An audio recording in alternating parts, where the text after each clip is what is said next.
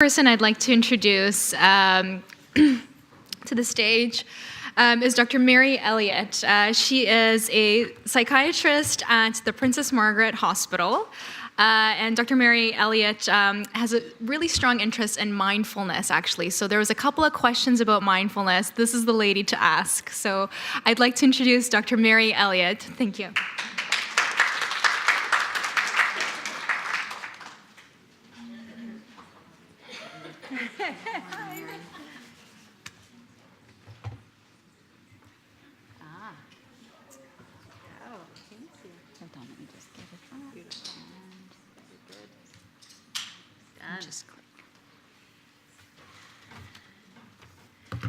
Well, thank you so much for hanging in.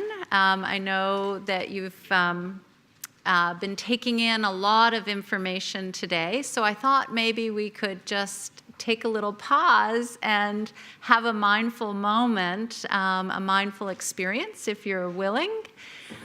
So I thought what would be lovely to do is, you can do this with your eyes open or closed. I always close my eyes just because I can focus in a little bit easier. But I thought maybe if you just close your eyes, notice how you're feeling right now, how your energy level is, what kinds of thoughts. Are they electromagnetic sorts of thoughts? And also your sense of emotional state. I'm sure there's lots of anticipation, excitement, but you've heard a lot of heavy stuff as well. So just tapping into that, noticing how you're feeling emotionally. And then taking a few breaths in through the nose and out through the mouth. Just taking your time to connect with your breath, no rush, feeling the nourishment of the in-breath and the nourishment of the out-breath.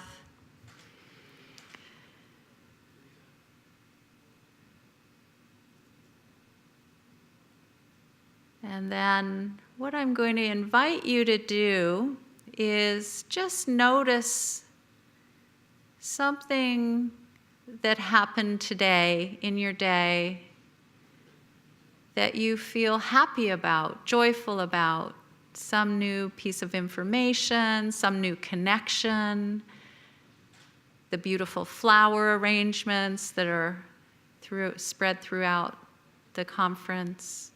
Just tapping into that.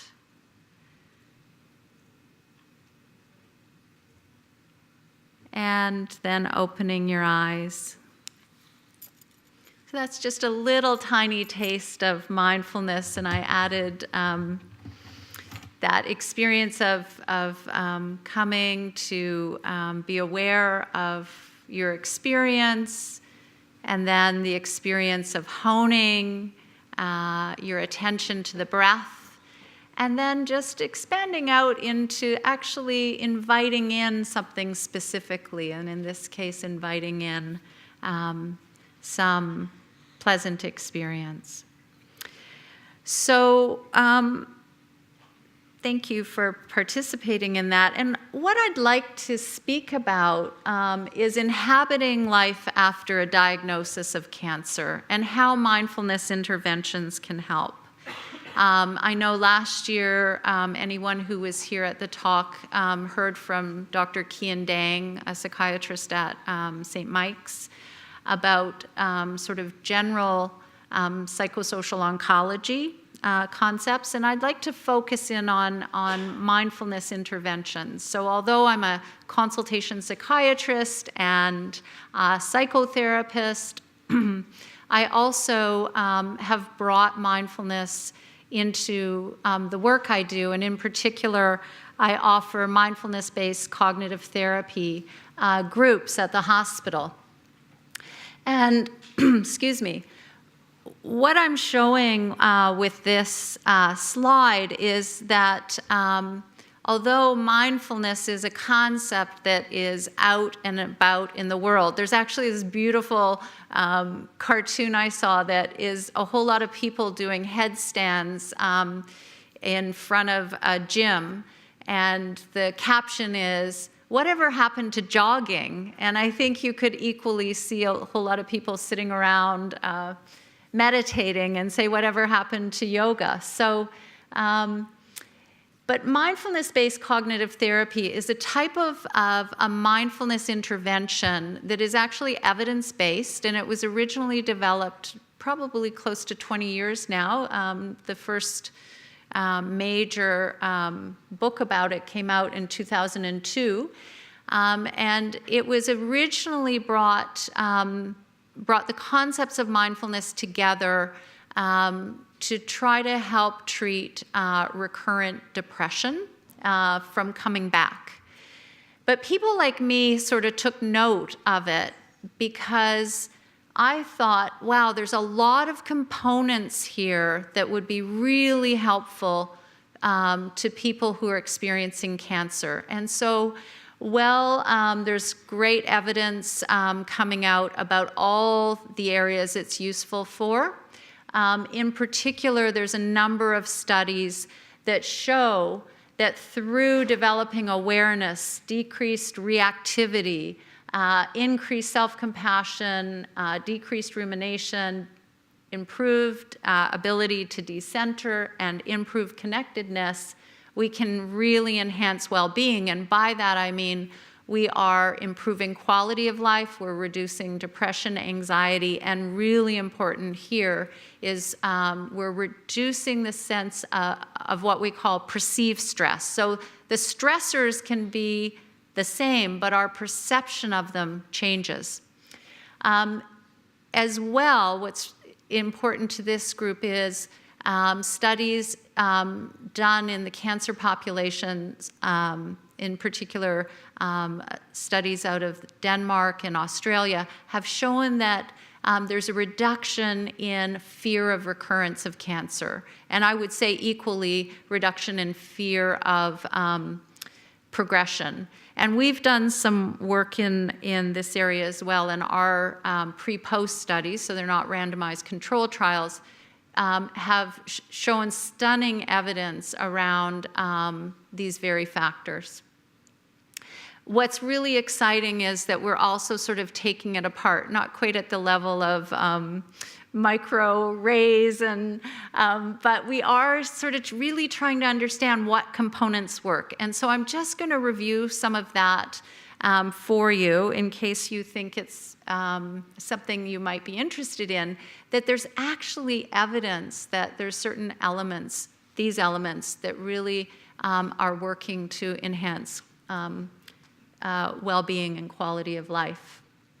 So we offer mindfulness-based cognitive therapy. We call it mindfulness-based cognitive therapy Princess Margaret because we've modified it for cancer patients. And we offer it for exactly the reasons that I just spoke about on the previous slide, really aiming to enhance well-being. And well-being is really such an important concept because well-being is not dependent on simply physical well-being. We really broaden our definition of well-being to include psychosocial, spiritual, as well as physical well-being. And so what is mindfulness? Well, you had a little tiny taste of it, and there are three elements that are really crucial if we're going to call something mindful, or if we're going to be doing a mindfulness practice, and that is that we bring intention. We're purposely choosing to do the practice. We bring our attention to present moment experience, and we bring a certain kind of attitude. And I'm going to talk about the attitude in just a moment in the next slide. So these are the definitions. I actually like the second definition. Mindfulness is a fullness of attention of the present moment, right? With the diagnosis of cancer, so often people move out of the present moment. They're either anticipating what might come next, or they're reviewing, how did I get this? Why did I get this? Regrets, doubts, etc. So really important in the setting of any kind of cancer, but in particular stomach cancer. Susan Abbey says that mindfulness is fundamental because the present moment is the only moment anyone has to perceive, learn, grow, or change. So this is really crucial. And this is why I'm going to talk about attitudes that come with awareness. I don't know if you can read this comic, but it says, I want to learn to be in the moment, just not this moment, some other moment, like a moment on the beach. And that's so often what happens, right? And we see that all the time, especially when I'm teaching a mindfulness class. Mindfulness isn't about just reaching this state of floating in total calm and ease. Eventually that comes for many people. So people often in our classes like, oh, it's not working because I'm noticing that I'm fearful. And I'm like, it's exactly working. And can you be with the fear? Because when we can be with things, we diffuse them. As Jolie Ringash knows, I love dogs, so here's a little dog cartoon. The key to meditation is learning to stay, right? So it's hard to do. And so we often use this phrase like, it's okay, it's already here, I can be with this. We're building our capacity to be with what's present. We're also reducing reactivity. And so, you know, the elephant in the room. Sometimes even if I stand in the middle of a room, no one acknowledges me. And with mindfulness, we acknowledge what's present. We develop our capacity to be with that no matter what it is. We diminish avoidance. We introduce the power of the pause. So like knowing when we need to just notice our experience and then maybe collecting to the breath, choosing to collect to the breath to kind of settle. And then we develop more and more skillful responses. So these are some quotes from our qualitative study. And this comes in the range of reduced reactivity and increased emotional regulation. So this patient says, can the world please stop spinning for a little bit? Some of you may relate to this. So I can get my bearings, that kind of thing. It kind of brought me into the center that I didn't expect to find so quickly, an emotional center, but also a grounding sense of being in time and space. It helped me a lot. These are 3 different patients. It helped me a lot to be more positive, calmer, and peaceful. It helped me find calm in the midst of the storm. So really helping with that emotional roller coaster that whether you're a patient or a family member, and I might actually add even the healthcare providers. I mean, we care so much about people. We join the roller coaster with them, not quite as intimately as you do, but we're there with you. So when I was talking about intention and attention, I said attitudes are really important. And what we've discovered is that self-compassion is essential. And that both in terms of showing more robust results from teaching mindfulness and being able to carry this forward, we've noticed in even our study that people who do our mindfulness program have an increase in self-compassion, even though we're not specifically teaching that. So an example of such a quote from a patient would be, I just now tackled that problem with more mindfulness, more accepting the fact that we're all humans and we're trying to figure out a lot of stuff too. So instead of becoming more and more dark, I offer myself self-compassion. So we have a lot of quotes that people have given us, even though we're not specifically aiming to teach self-compassion. We teach it through developing the attitude that it's okay to be with what's here, it's normal. And this phrase around accepting the fact that we're all human. So there's a little self-compassion break, we call it, where we notice an experience, we then relate to, you know what, anybody going through this experience would probably feel the same way. And then we offer ourselves some sort of nourishing comfort words of encouragement and sort of self-soothing. So that would be a self-compassion break that we do stealthily introduce into the more hardcore focus practices of mindfulness. So what we're really doing is we're making space for everything: fear, vulnerability, empowerment. This is a picture that a patient of mine did as a self-portrait. We're also making space for joy, happiness, and laughter. I don't think Dr. Ringash has seen too many of these, but you know, this person seems to be missing their funny bone. And often when people come to class to do the 8-week mindfulness-based cognitive therapy program, it feels a bit like this. It feels like people have forgotten it's okay to smile, it's okay to laugh.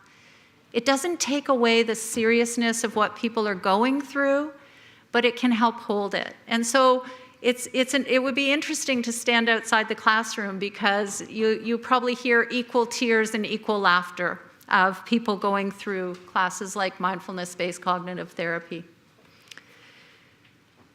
So one of the keys in terms of also developing really robust results, and one of the things that drew me to want to teach mindfulness-based cognitive therapy to people with cancer is that it reduces rumination. And fear of recurrence can become a rumination, right? Rumination is where we spin and spin and spin with the same thoughts, like this cartoon. You know, the fretting moves to worry, and then we're in the past, and then we're in the future.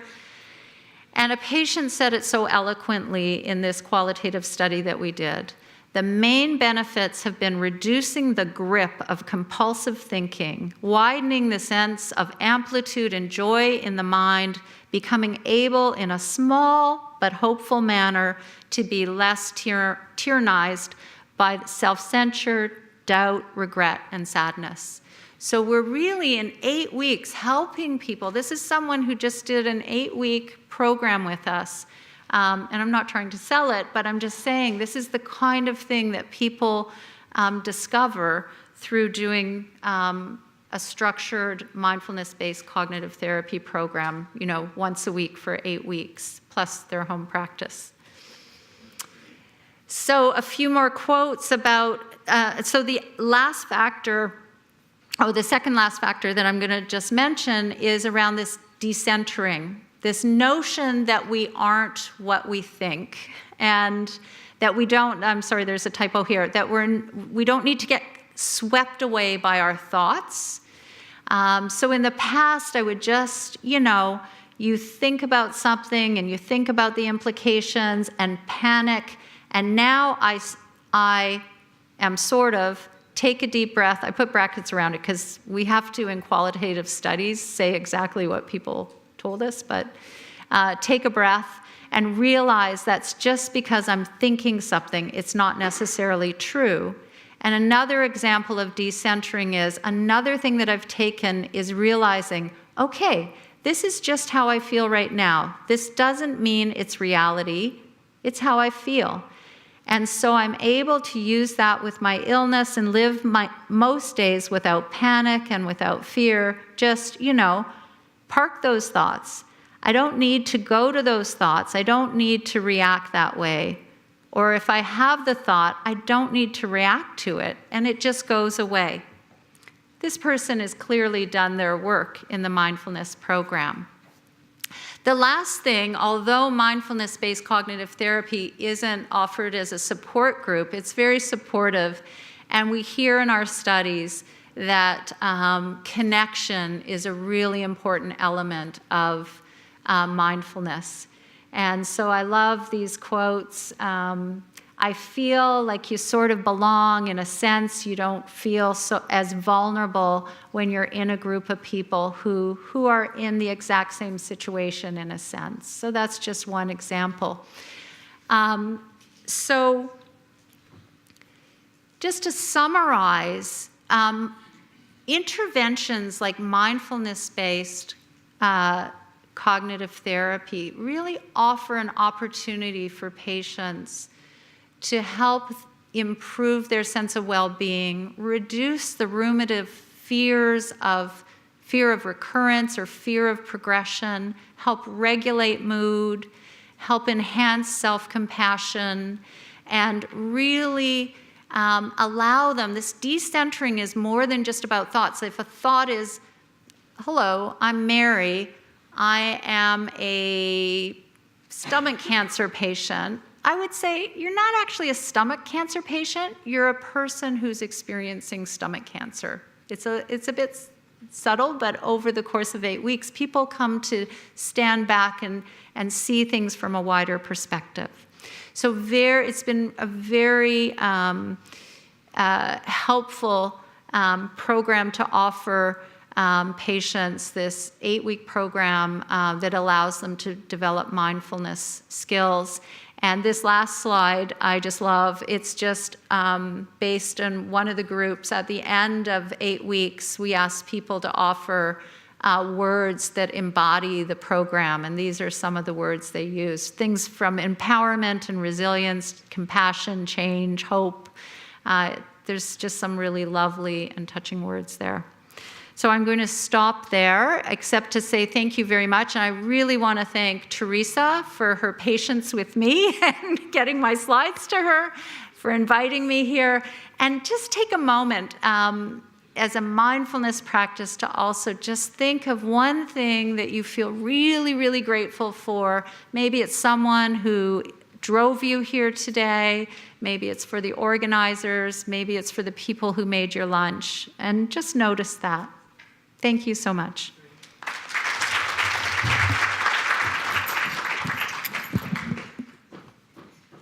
Are there any questions?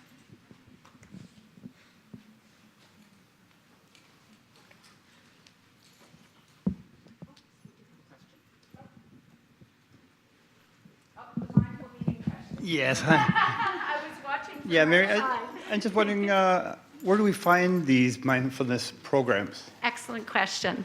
So I heard that, did you ask the question about mindful eating? Yeah, so in almost every single mindfulness class, there is the first exercise, second exercise is an experience in mindful eating where you bring full senses to the eating. I find it a really lovely technique for people who have had head and neck tumors, that rather than being focused on the quantity of food, it's just kind of being there for the experience. So it's kind of interesting, the results we've had with that. So we offer the program at Princess Margaret. There's a center called, and we offer it for free. There's a program, there's many programs at the Center for Mindfulness Studies here in Toronto. If you Google mindfulness-based cognitive therapy, there's a number of programs offered across the country. I know in Alberta, for example, they don't necessarily offer as many mindfulness-based cognitive therapy options, but they have their own mindfulness cancer recovery program. So I would suggest Googling for your area. For people who are living in more remote places or are having more trouble getting out, there are offerings online. I have myself taken a course online as a prerequisite to get into one of the training programs I did. It's different, but it's still, what I found what fascinating was I was doing the course with people from around the world, so that was very cool. And the people who lived in remote locations and didn't have other options like we do here in Toronto, they loved it. So I think it really is the attitude one brings. So there are many, the Center for Mindfulness Studies, the University of Massachusetts, where I did some of my training in mindfulness, they offer many online courses now.